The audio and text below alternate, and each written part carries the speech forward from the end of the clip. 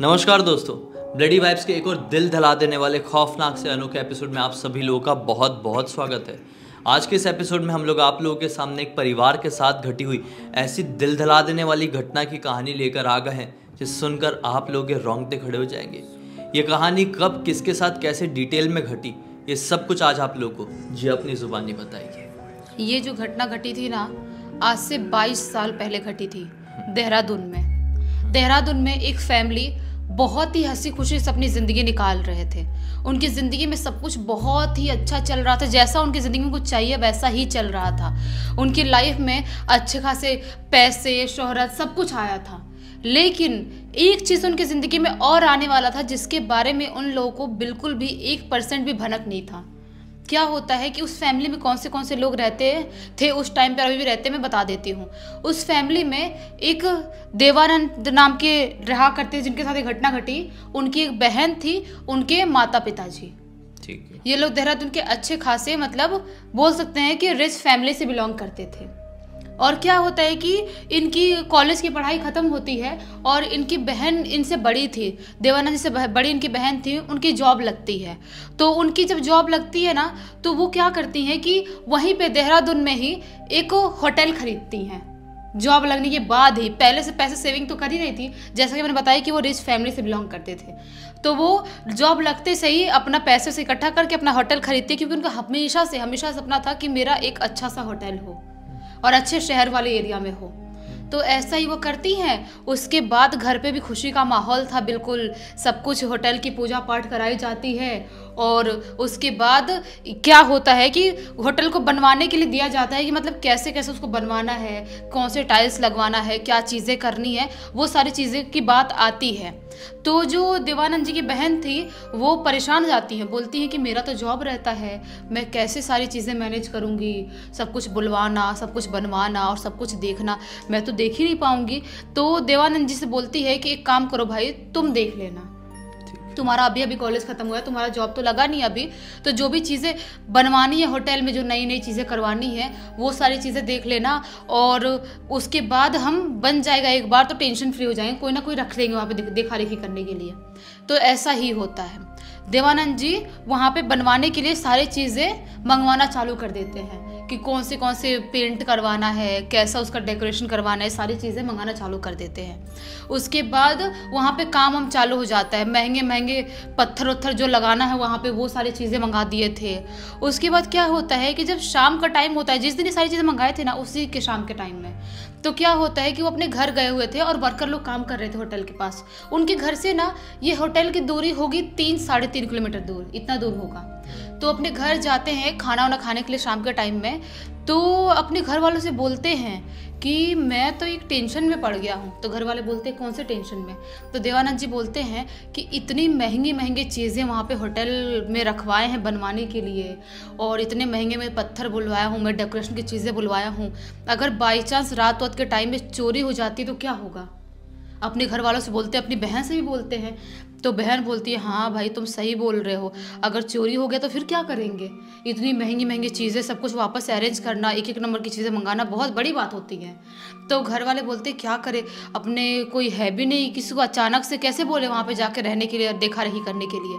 तो देवानंद जी बोलते हैं एक काम करता हूँ, जब तक अपना कोई मिल नहीं जाता है वहाँ पे सोने के लिए रात के टाइम में देखने के लिए, तब तक 2-3 दिन मैं ही जाता हूँ, मैं ही वहाँ पे सो जाया करूँगा, एक जो रूम है उस रूम में सो जाऊँगा, और वापस से जब कोई आ जाएगा देखने के लिए तो मैं अपने घर पे ही सोया करूँगा, बाकी सब चीज़ें तो नॉर्मल हो ही जाएगी। ऐसा ही होता है। उस दिन वो खाना वाना खाते हैं और अपनी थोड़ी बहुत चीज़ें जो घर से ले जाना था उनको, जो एक गद्दा उद्दा ले जाना था, वो अपनी गाड़ी में डालते हैं और लेके होटल में चले जाते हैं। होटल में जाते हैं, वहाँ पे झाड़ू तो पड़ी हुई थी और वर्कर लोग सब काम वाम करके चले गए थे। तो ये होटल को अपना मेन जो गेट था चाबी से खोलते हैं, और उसके बाद अंदर एक ना बीच वाला रूम था, होटल के बीचों बीच एक रूम था, वहाँ पे वो पूरा झाड़ू वाड़ू लगा के साफ करके अपना गद्दा लगा देते हैं कि रात में यहीं पर सोऊंगा। तो वहाँ पे पंखा उंखा तो लगा हुआ ही था। उसके बाद वो सारी चीज़ें रख के वॉशरूम जाते हैं, सोचते हैं कि अब सोना ही है रात के टाइम में। और उस टाइम पे सब फ़ोन फान तो होता नहीं था कि टाइम पास कोई करेगा, तो रात में लोग सोया ही करते थे। वो आके अपने बिस्तर पे सोने के लिए चले जाते हैं। वो ये सब सारे काम से फ्री हो गए थे रात के 10:30-11 बजे तक। उसके बाद सोने के लिए जाते हैं, लेकिन थोड़ा सा नया जगह होने की वजह से थोड़ा अनकंफर्टेबल फील कर रहे थे। मान लो कि आप कहीं पर भी नई जगह पे सोने जाते हो, पहली बार आप वहाँ पे रहने या सोने या कोई भी काम करने जाओ, थोड़ा सा अनकंफर्टेबल, थोड़ा सा अलग सा फील तो होता ही है। सही बात है, तुरंत नींद भी नहीं आती। हाँ, तो उनके साथ भी सेम हो रहा था। इधर उधर करवट बदल रहे हैं, नींद नहीं आ रही है, सोच रहे हैं कि नींद आ जाए, सुबह उठना है, सुबह और काम करवाना है और सारी चीज़ों की डिलीवरी करवानी है कि नींद आ जाए। करवट बदलते बदलते कैसे कैसे करते करते 11:30 बजे तक इनकी नींद लग ही जाती है। 11:30 बजे इनकी नींद लगती है, लेकिन जैसे ही उनकी नींद लगती है वैसे ही 3-4 मिनट के अंदर ऐसे चुटकी में उनकी नींद खुल जाती है। क्यों खुलती है? क्योंकि उन्हें सुनाई देता है कि जो मेरे सामने वाला 3rd रूम है ना, उस रूम में कोई बहुत जोर जोर से हथौड़ा मार रहा है या तो कोई चीज पीट रहा है वहां पे।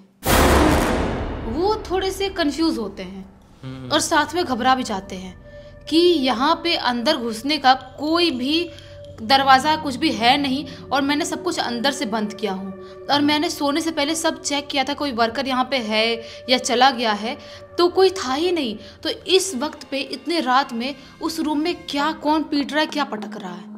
थोड़े से घबराते डर जाते हैं, सोचते हैं कि जाऊँ नहीं जाऊँ, कुछ समझ में नहीं आता है। उसके बाद वो वापस से सोने की कोशिश करने लगते हैं, सोचते हैं कि जो भी हो, ज़्यादा कुछ होगा तब मैं जाऊँगा। जो पीटने की आवाज़ आ रही थी वो बंद हो जाती है, वापस से सोते हैं और सोए हुए 2-3 मिनट ही हुए होंगे, ढंग से नींद भी नहीं आई होगी, तभी उन्हें अचानक से वापस से किसी के बहुत ज़ोर ज़ोर से भागने की, दौड़ने की, कुछ पीटने की ज़ोर ज़ोर से आवाज़ सुनाई देने लगती है उसी रूम से, जो 3rd नंबर का रूम था उसी रूम से। वो अब इस बार घबरा जाते हैं, उनको ऐसा लगता है कि मुझे जाके चेक कर लेना चाहिए कि वहाँ पे क्या गड़बड़ है, कोई छुप छाप के यहाँ पे रुक तो नहीं गया है, और रुक गया है तो सामान चोरी होने का डर तो बना रहेगा। इसीलिए वो अपने रूम से अपना जो टॉर्च रखे थे वो निकालते हैं और टॉर्च निकाल के धीरे धीरे बढ़ चलते हैं उस रूम में जाने के लिए। आराम आराम से जा रहे हैं, जाते जाते उस रूम में पहुंचते हैं। उस रूम में पूरे चारों तरफ टॉर्च ऐसे करके देखने की कोशिश करते हैं कोई है क्या, लेकिन उस रूम में कोई भी नहीं था। अब वो समझ नहीं पाते हैं कि उस रूम में जाने के लिए मेरे रूम के पास वाले ही जगह से निकलने का रास्ता है, तो उस रूम में अगर कोई था, मेरे आने के पहले तक आवाज आ रही थी, तो जो था वो अचानक से कैसे गायब हो गया।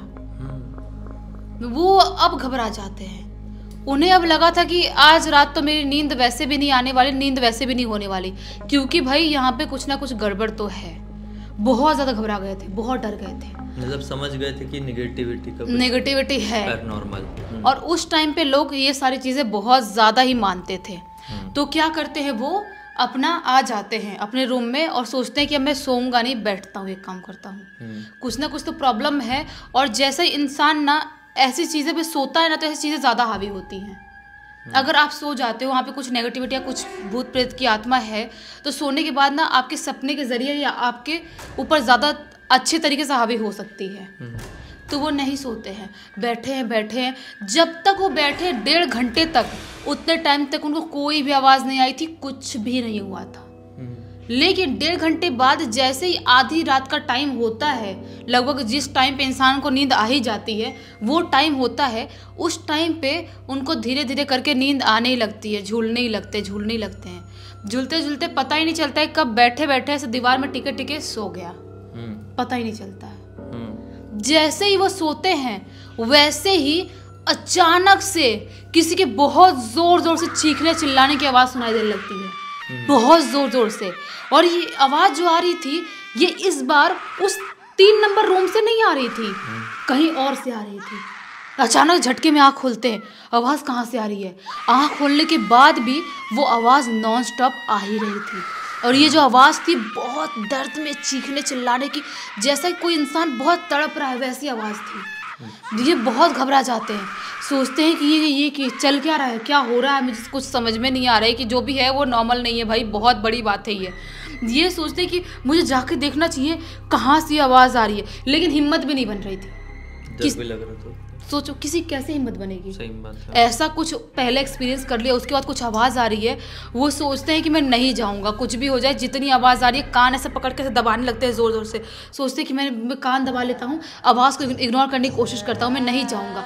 तो चीखने चिल्लाने की जो आवाज़ थी ना, वो नॉन स्टॉप 20 मिनट तक आई थी। 20 मिनट तक। 20 मिनट के बाद जब अपना कान ऐसे खोलते हैं तो उन्हें जो आवाज़ आ रही है चीखने चिल्लाने की, वो तो अब नहीं सुनाई दे रही थी। अब सोचते हैं कि चलो फाइनली जो चीज़ें थी अब नॉर्मल हो गई है। लेकिन वैसे ही जैसे ही वो कान के पास से हाथ हटाए थे, वैसे ही किसी के जोर जोर से चिल्लाने की आवाज़ आती है, मुझे बचाओ, मुझे बचा लो, नहीं तो मैं मर जाऊंगा, मुझे बचा लो, मुझे यहाँ से निकालो। ऐसे जोर जोर से चिल्लाने की आवाज़ आने लगती है। और जो चिल्लाने की आवाज़ लड़के की आ रही थी, उसके बाद किसी लड़की की आवाज़ आती है, मुझे बचा लो, मुझे ये लोग नहीं छोड़ेंगे, मुझे मार डालेंगे, मुझे बचा लो। अब वो सोचते हैं कि ये कौन है, क्या है, अब डर के काम नहीं चलेगा। और उस टाइम के लोग ना इतना भी नहीं डरते थे, डरते थे लेकिन इतना भी नहीं डरते थे कि बिल्कुल ही डर के मारे पागल हो जाए, यानी विश्वास भी करते थे और डरते भी नहीं थे। हाँ, तो वो सोचते हैं कि मुझे जाके देखना चाहिए। वो जो आवाज़ आ रही थी ना, अपना टॉर्च उठाते हैं और उस आवाज़ की तरफ, उस आवाज़ को फॉलो करते हुए जाने लगते हैं। जाते जाते जाते जाते पता है कहाँ पहुँच जाते हैं? इनके होटल के पीछे वाले एरिया में। इनके होटल के पीछे वाले एरिया में एक कुआं था।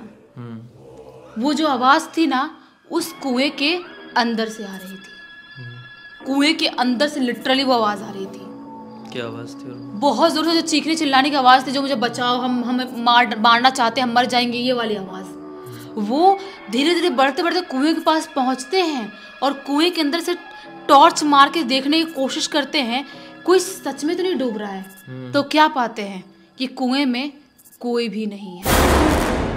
मतलब नॉर्मल पानी वाला कुआं है और वहां पे कोई भी नहीं है। आवाज अभी तक आ रही थी लेकिन कोई दिखाई क्यों नहीं दे रहा है। हाँ, और कोई डूब रहा होता तो कम से कम पानी में हलचल तो दिखती, कुआं था भाई, हलचल भी नहीं थी। वही तो वो सोचते कि अभी मेरे आते तक कुएं के अंदर से आवाज आ रही थी, बिल्कुल जस्ट अंदर से। और मैं आया और उसके बाद मैं देख रहा हूँ तो कुएं के अंदर कोई है भी नहीं और पानी में कोई हलचल भी नहीं, पानी बिल्कुल शांत दिखाई दे रहा है। अब वो समझ गए थे कि भाई ये जो है बहुत ही ज्यादा गड़बड़ है, बहुत ज्यादा गड़बड़ है। वो सोच नहीं पाते कि मैं इस टाइम पे अब घर जाऊं नहीं जाऊं, क्या करूं। उनका दिमाग काम करना पूरी तरह से बंद कर देता है, क्योंकि जो ये एक्सपीरियंस था ये बहुत बुरा और बहुत बड़ा एक्सपीरियंस था। उसके बाद वो डरते डरते कैसे कैसे करते करते अपने कमरे में आते हैं और अपना कमरा अंदर से बंद कर लेते हैं और गांठ बांध लेते हैं। बोलते ना, दिल पे पत्थर रख के वो गांठ बांध लेते कि मैं इस रूम से निकलूंगा ही नहीं, कुछ भी हो जाए। एक कोने में बैठ जाते हैं। वो सोचते हैं कि अब कुछ भी हो, कोई भी चिल्लाए, कुछ भी हो जाए, जब तक सुबह सूरज की पहली किरण मेरे माथे मेरे सिर पे नहीं पड़ेगी तब तक मैं नहीं निकलूंगा यहाँ से। वो कोने में बैठे बैठे उन्हें वापस से कुएं की तरफ चिल्लाने की आवाज़ सुनाई देने लगती है। इस बार उनको गुस्सा आता है बहुत ज़ोर से। वो ज़ोर से चिल्लाते हुए बोलते हैं, कौन है भाई, क्यों परेशान कर रहा है मुझे? जो भी है मैं तुमसे डरने वाला नहीं हूँ, जो करना है वो कर लेना, मैं तुमसे नहीं डरने वाला हूँ और मैं यहीं पे आज रात यहीं रुकूंगा, देखता हूँ मेरा कोई क्या बिगाड़ लेता है। ऐसा बोलते हैं जोर से चिल्लाते हुए और उसके बाद उनके अंदर थोड़ी सी हिम्मत आती है चिल्लाने के बाद। लेकिन जो चिल्लाए थे ना, उन्होंने किसी चीज को इनवाइट कर दिया था चिल्ला के, उसको उन्होंने एक तरह से चैलेंज कर दिया था। जो भी एनर्जी थी उस एनर्जी को चैलेंज कर लिया। जैसे इन्होंने ये बात बोले ना, वैसे ही इनका जो दरवाज़ा था, जो अंदर रूम में बैठे थे, उस रूम का दरवाज़ा ज़ोर ज़ोर से कोई ऐसा नॉक करने लगता है, बहुत ज़ोर ज़ोर से नॉक कर रहा है। ऐसा लग रहा था लिटरली कि वो दरवाज़ा टूट के गिर जाएगा, इतने ज़ोर ज़ोर से कोई दरवाज़ा पीट रहा है। लेकिन वो मन में हनुमान जी का नाम ले रहा है, खुद को शांत करने की कोशिश कर रहे हैं। और सबसे बड़ी गलती इनकी एक ये हो गई थी कि हमेशा हनुमान जी का एक लॉकेट पहना करते थे और उस दिन वो नहीं पहने थे। अच्छा, ये प्रॉब्लम हो गई थी। उसके बाद वो कुछ भी नहीं सोच पाते, कुछ भी नहीं कर पाते। उनको समझ में ही नहीं आता कि मैं करूँ तो करूँ क्या। बहुत ज़्यादा ही घबरा गए थे। वो आवाज़ नॉन स्टॉप तक, शायद 4 बजे तक, सुबह के 4 साढ़े 4 बजे तक वो आवाज़ नॉन स्टॉप आई थी। और वो वैसे ही कि वैसे ही एक कोने में ऐसे ही मुंह करके बैठे रहे। बैठे बैठे सुबह का टाइम हो गया। जब सुबह का टाइम हुआ, उनको लगा कि अभी रोशनी हो गई है, विंडो से देखे अभी रोशनी आ गई है और अंदर भी महसूस हो रहा था कमरे में रोशनी पहुंच गई है। वो निकलते हैं उस रूम से, अपना जो गाड़ी का चाबी लेते हैं और गद्दा उद्दा सब गया भाड़ में, सामान जो ले गया सब गया भाड़ में, अपने गाड़ी में चाबी लगाते हैं और भागते हैं घर पे भागते हैं। और घर पे जाने के बाद घर वालों को सारी चीज़ बता देते हैं कि मैंने एक रात में क्या क्या एक्सपीरियंस नहीं कर लिया। घर वाले घबरा जाते हैं। जो उनकी बहन थी वो और ज़्यादा घबरा जाती है, सोचती है कि कहीं मैंने गलत होटल तो नहीं खरीद लिया। उसकी हिस्ट्री पता लगानी पड़ेगी कि क्या वहाँ पे कोई कांड तो नहीं हुआ था। मुझे सुंदर लगा था और मैंने अचानक से उस होटल को खरीदा, उसके बारे में कुछ पता भी नहीं लगाया। वो क्या करते हैं, उस दिन तो जो देवानंद जी थे उनकी तो बहुत तबीयत खराब हो गई थी, उनको बहुत फीवर आ गया था। उनके जो पिताजी थे वो उनको हॉस्पिटल लेके जाते हैं और उनका ट्रीटमेंट चालू होता है हॉस्पिटल, क्योंकि बहुत घबराहट की वजह से, नींद नहीं होने की वजह से उनकी तबीयत खराब हो गई थी। लेकिन जो उनकी बहन थी वो और उनकी माता जी दोनों होटल के पास पहुंच जाते हैं, एक बाबा जी को, पंडित जी को लेके, उस होटल के बारे में पता लगाने के लिए कि यहाँ पे नकारात्मक शक्तियाँ जो है वो ज़्यादा तो नहीं है। वहाँ पे पहुँचते हैं तो बाबा जी कदम रखने से ही मना कर देते उस जगह पे। क्यों? कदम रखने से मना कर देते हैं। बोलते हैं कि क्या अनर्थ कर दिया तुमने ये होटल क्यों खरीद लिया? तुमको ये होटल नहीं खरीदना चाहिए था, क्योंकि इस होटल में 1 2 3 नहीं बल्कि 9 आत्माएं रहती हैं। 9। ये घबरा जाती हैं।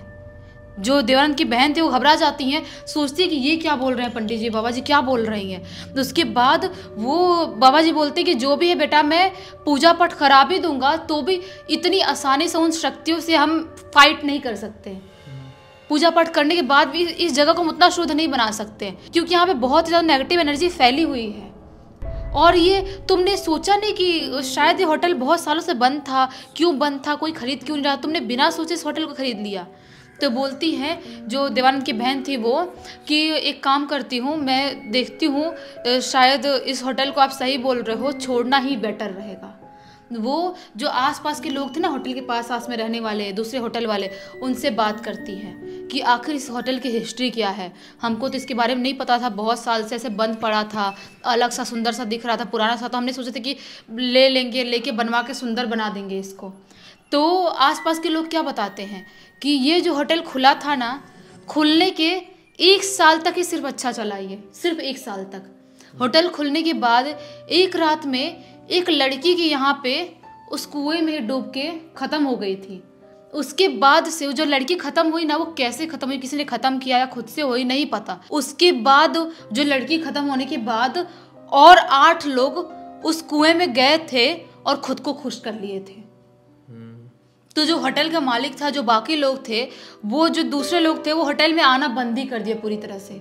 और मालिक को भी समझ में आ गया कि 1 2 लोगों का ख़त्म होना यहाँ पे समझ में आता है, लेकिन 9 लोग वो भी उस कुएं में जाकर ख़त्म हो रहे हैं। बहुत बड़ी बात है। मैं इस होटल को छोड़ ही दूंगा, कोई खरीदने के लिए आएगा तो बेच दूंगा, लेकिन इसको मैं नहीं चलाऊंगा। तो मालिक छोड़ के उस होटल को कहीं दूसरी कंट्री में चला जाता है, छोड़ के चला जाता है।